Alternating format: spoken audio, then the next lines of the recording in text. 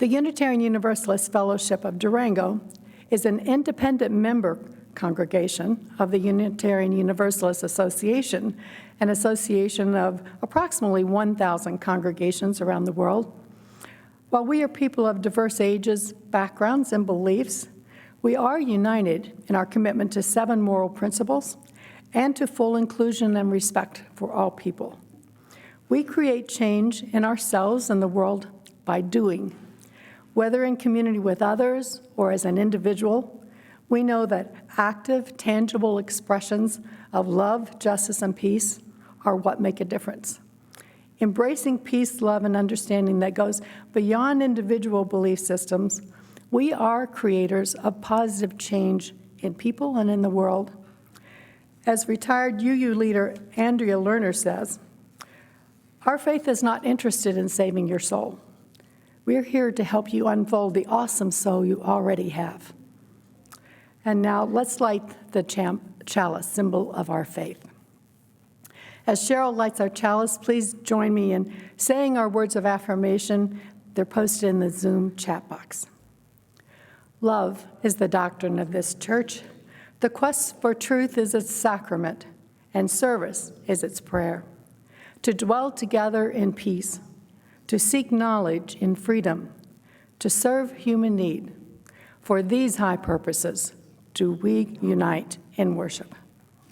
A panel from the old comic Calvin and Hobbes shows Calvin sitting at his school desk. He has a book and his paper and pencil are cast in front of him. He has a look of disgust on his face. He complains to his tiger friend Hobbes, I wish that I could just take a pill to be perfect.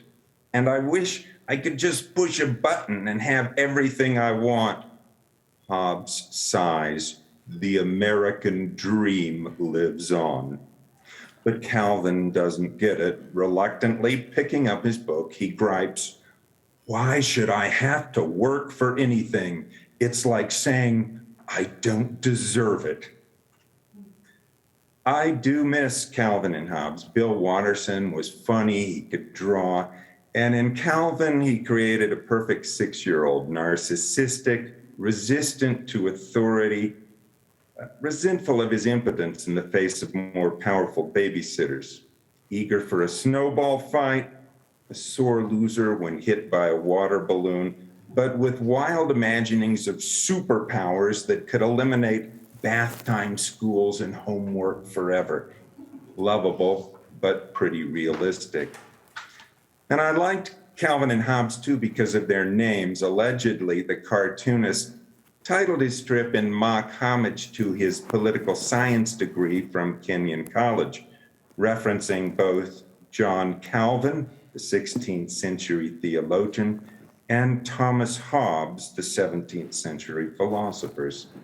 Both these thinkers exercised a tremendous influence on the birth of America and the modern world, and both had fairly dark views of human nature. Calvin preached the total depravity of the human soul, our original rebellion against God and our miserable failure to live as our Maker intends. You don't have to read the whole book. Just take one of the chapter headings from Calvin's Institutes of the Christian Religion. Everything proceeding from the corrupt nature of man, damnable.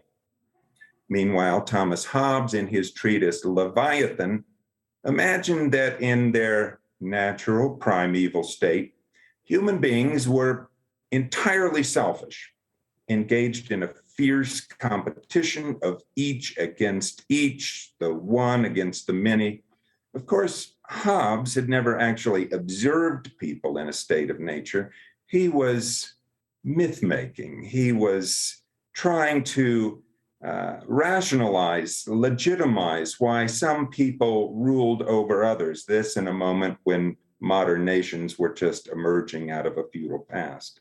So he envisioned society or government as a kind of huge protection racket where the autonomous individual ceded most of his or her independence to a strong man who could offer security in exchange for loyalty and complete obedience.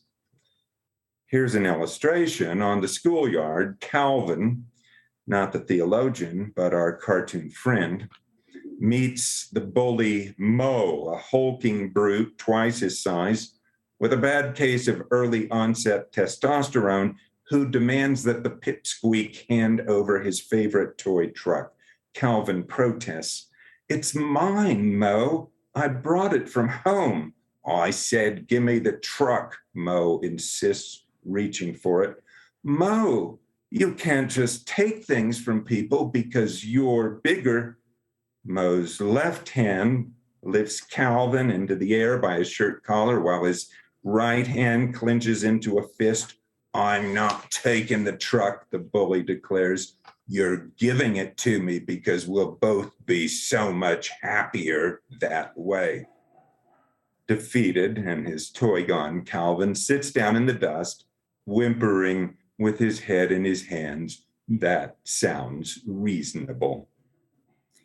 Now, imagine schoolyard politics on a global scale. That's how the world operates, according to Hobbes.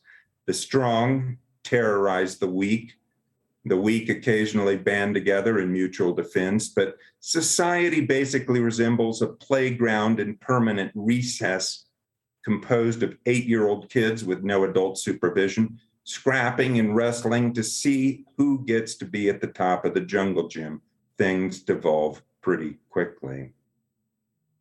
That was how William Golding envisioned it in his best-selling and chilling novel, Lord of the Flies. There, a group of British schoolboys find themselves marooned on a desert island when their plane goes down. It's a perfect laboratory. At long last, we have the privilege of observing what Thomas Hobbes never could: human beings in a pure state of nature. Surrounded by tropical seas and lush vegetation, the boys think that they've landed in paradise, a veritable Garden of Eden. Best of all, there are no grown-ups, no babysitters, no pesky teachers like Calvin's Mrs. Wormwood to spoil the fun. And that's the boys' top priority: first to party, next to survive, and then to build a fire as a signal to passing ships as they await rescue.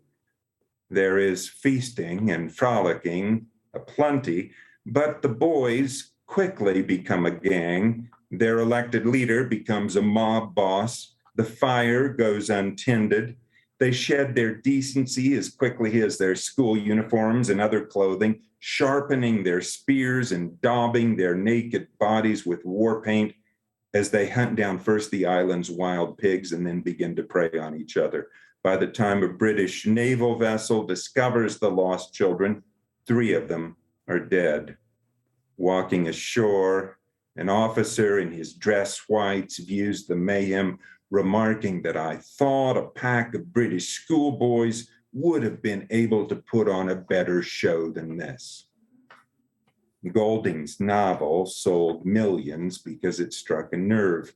Published in 1951, the public was just becoming aware of the Holocaust and Stalin's purges, and the looming dangers of thermonuclear war. The doctrine of human depravity seemed real enough.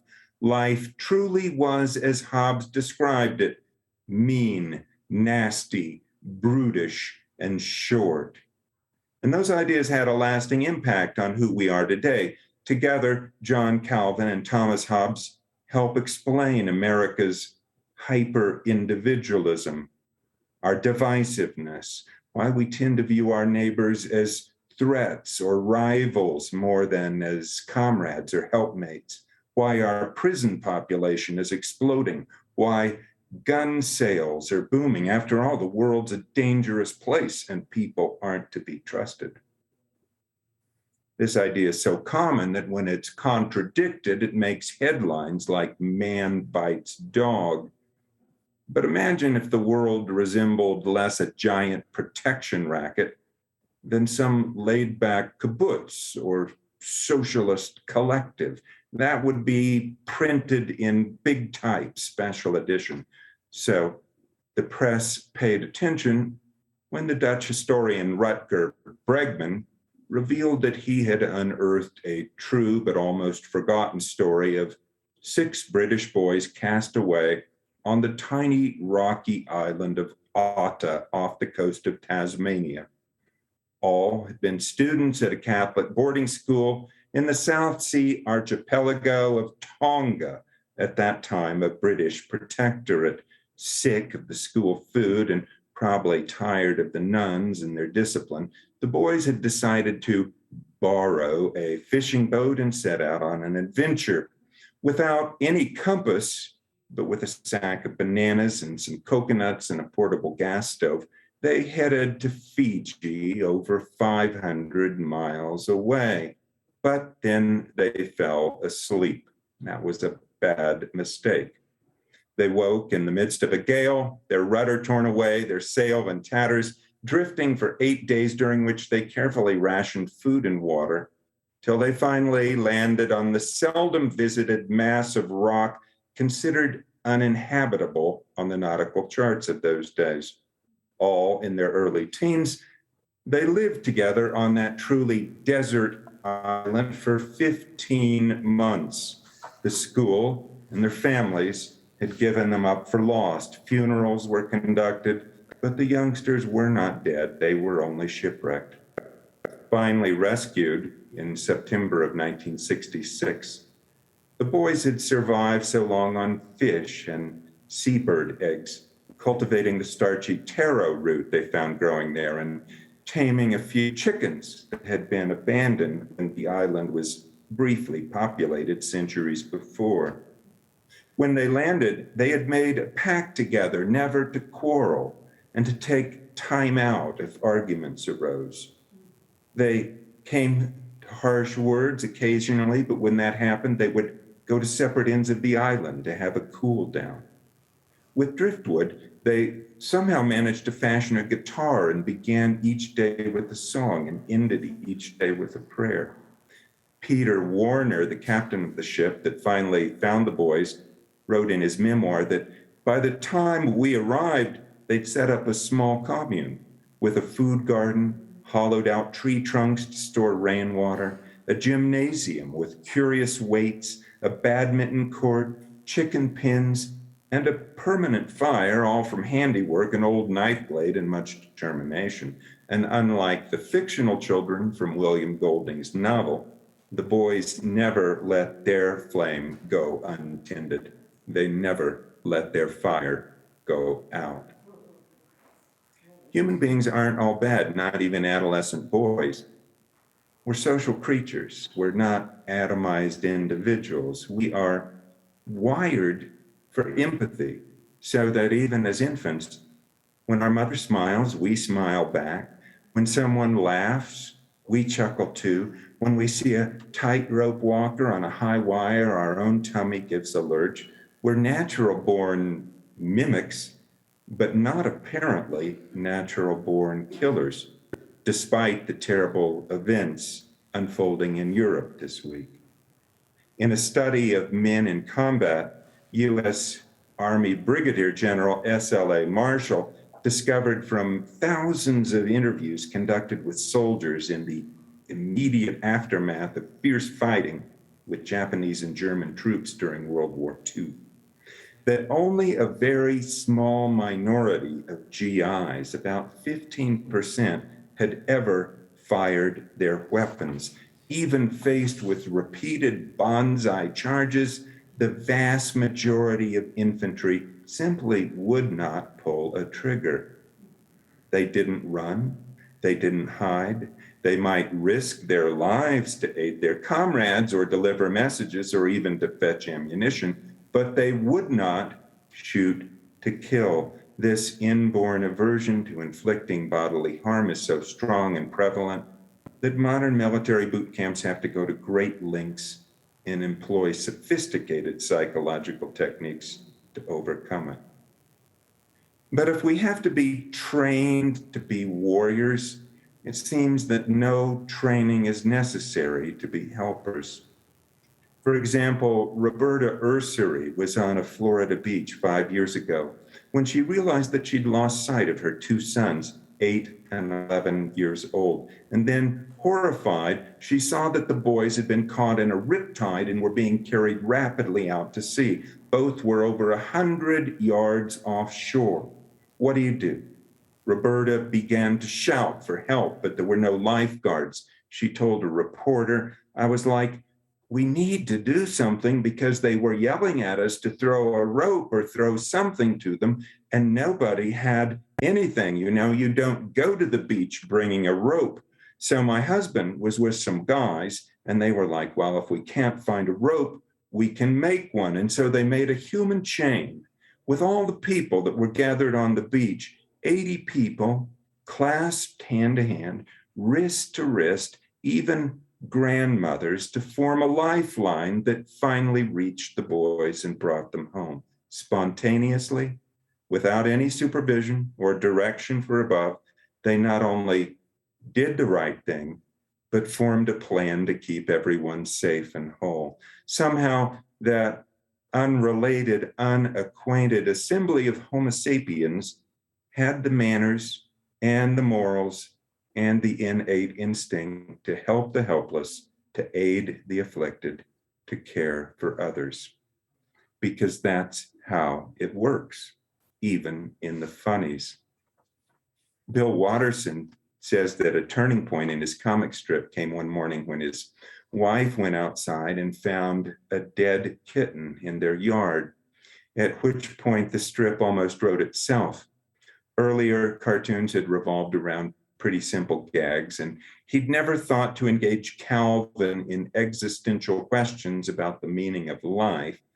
But there he is, the child pointing down and exclaiming, Hobbes, look, there's a little raccoon on the ground. I think he's hurt. Kneeling, Hobbes asks, is he alive? I think so, says Calvin, but he's hardly breathing. Better not touch him if he's hurt, ponders Hobbes. Yeah, you wait here and guard him. I'll run and get Mom. I'm sure she can help. Of course she can help, says Calvin, running home.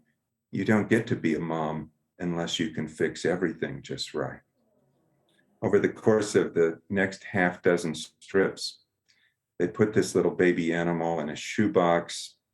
Calvin reads everything he can about raccoons and offers to donate his own dinner, having learned that these creatures are just about omnivorous. The tiger agrees that baby animals are almost always adorable. They hope and they worry and they lose sleep until finally Dad breaks the sad news that the raccoon died during the night, at which point Calvin bursts into tears. At least he was safe and warm, Calvin comforts Dad. We did all we could, but now he's gone. I know, sniffs the little boy, his hand on his chest. I'm crying because out there he's gone, but he's not gone inside of me. Calvin reflects in the final strip. This is where Dad buried the little raccoon as they stand together beneath the backyard tree. I didn't even know he existed a few days ago, and now he's gone forever. It's like I found him for no reason. I had to say goodbye as soon as I said hello. Still, in some sad, awful, terrible way, I'm happy that I met him. Sniff. What a stupid world. Out of the mouths of babes, it is a stupid world.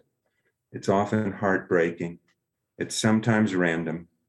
It's too often violent, but life is not mean. It's precious. It's not nasty. It's sweet, or at least bittersweet. It's not brutish. It's filled with human feelings of endearment and goodwill. And yet the philosopher was right about this. Life is short. So, friends, let us cherish this time together. Thank you for listening.